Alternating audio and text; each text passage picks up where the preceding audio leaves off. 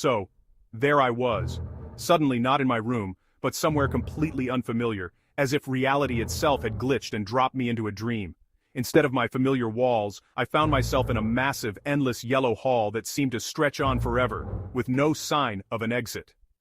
The walls looked like those of an abandoned office, stained, faded, and eerily empty, as if no one had walked here in years. Everywhere I turned, there were doors, each one different, each one an exit to who knows where. Some looked inviting, others downright menacing. A sign caught my eye, level 1 of 100. Was this some twisted game, or a nightmare I couldn't wake up from? The silence was thick, almost suffocating, broken only by the constant low hum of the fluorescent lights above. I felt watched as if unseen eyes were tracking my every move. Fear and curiosity wrestled inside me. I wanted to run, to escape, but which way was safe? Every direction looked the same, yet completely different. Then, out of nowhere, a guy appeared, calm, friendly, almost as if he belonged here, unfazed by the madness around us. "You look lost," he said, his voice steady. He offered to help me through the early levels, promising he knew the safest paths. I hesitated, but curiosity won. I followed him to a door made of swirling green mist, its surface shifting like liquid glass. We stepped through and landed in a field, with random transparent black blocks and a house. We kept moving. Each world was weirder than the last, as if reality was unraveling with every step we took. I had no idea what was coming next, or if I'd ever find my way home. But one thing was clear, I couldn't do this alone. I needed help, and maybe, just maybe, I'd found it. My guide seemed to know every twist and turn, every hidden passage, and most importantly, the safe exits. He pointed out the dangerous ones too. He warned me, told me to be careful, but I got cocky and ignored his advice. We found ourselves in a giant open grassy cave.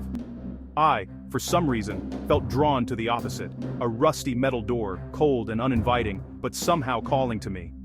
The moment I stepped through, the door slammed shut behind me with a deafening clang. Suddenly, I was surrounded by darkness, cold air biting at my skin, and the sharp metallic smell of rust filling my nose. My phone was dead. There was no light, just me, completely alone in what looked like a dark grassy field with train doors surrounding everywhere. I couldn't even open the train doors. I called out for help, my voice bouncing off the doors, but all I got back were my own echoes, mocking me in the emptiness. Then, scrape, clang, scrape. Heavy footsteps echoed, metal dragging along the ground, each sound getting closer and closer, making my heart race. I couldn't see what was hunting me, but I could feel its presence, watching from the shadows, waiting for me to make a mistake. Panic took over. My legs gave out. I tripped and fell hard onto the grass, my hands and knees stinging from the impact. I froze, unable to move. The footsteps stopped abruptly. An oppressive silence pressed in from all sides, making it hard to breathe. I was sure something terrible was about to happen, that I was seconds away from disaster. This wasn't an adventure anymore. It had turned into a nightmare. I wanted out, desperately, more than anything.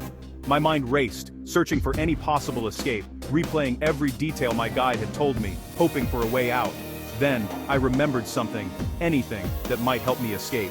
With a surge of adrenaline, I acted, running toward the faintest glimmer of hope. I squeezed my eyes shut, trying to block out the chaos around me, and thought as hard as I could. Menu! Open menu! My heart was pounding, and I could almost feel the digital world shifting in response to my desperation. Suddenly, a blue screen flickered into existence in front of me. Rejoin party. Relief washed over me for a split second. I focused on the option, and in a blink, I was back with my friend. He barely noticed my panic, acting as if nothing strange had happened at all. He led me deeper into a cave, made entirely of grass, sunlight streaming through cracks above, illuminating jelly blocks that floated and shimmered everywhere, casting strange shadows on the walls. My friend grabbed a glowing jelly block and tossed it high into the air, laughing as it bounced and spun in the surreal cave. I tried to join in, reaching for a jelly block, but my hands passed right through it, like it wasn't real for me, like I was just a ghost in this world. Frustration hit me hard. Why could he play, and not me? I tried everything, waving, grabbing, even shouting, but nothing worked. It was like the world was locked away from me. The fun was slipping away, replaced by a growing sense of anger and envy. I felt left out, invisible, powerless. Just as I was about to lose it completely, the cave began to shake violently, dust raining down from the trembling grass ceiling. Grass walls crumbled all around us, and the floating jelly blocks vanished into thin air, leaving only chaos behind. Suddenly the ground gave way beneath me. I was falling, tumbling through empty space again. No control, no clue what was next. Just endless falling, swallowed by darkness and uncertainty. I landed in a dusty, rundown house. My friend gone, 2 strangers with me. We were trapped, no key, no way out. Then I noticed a shadow on the wall, a key card. I grabbed the card, I slid it into the pedestal. The world dissolved into blue light. Hakan endem. Voiceover. Pause 2s. Suddenly, I teleported, straight into Subnautica. The void. My friend was with me, not the one from the beginning, but someone new, equally lost. We were crammed inside a tiny pod, sinking fast, deeper and deeper into the endless blue. My heart was pounding. The pressure outside was crushing, but somehow, we landed, an underwater island, 1.5 kilometers down. I stepped out. Leviathans circled in the murky water, massive shadows gliding just out of reach. I found a cave in the island, glowing with strange, jelly-like blocks. I picked one up, and finally, I could throw them. It was weirdly satisfying, watching them bounce and float, a moment of pure fun in the darkness. But when I came back out, everything changed. My friend was there, grinning and holding up his phone. His latest video had blown up. 5 million views. 5 million. Jealousy hit me like a tidal wave. Why him? Why not me? I confronted him, anger bubbling over, and then, everything exploded. Time, space, reality itself, shattered into a billion pieces. I was floating in a white void, weightless.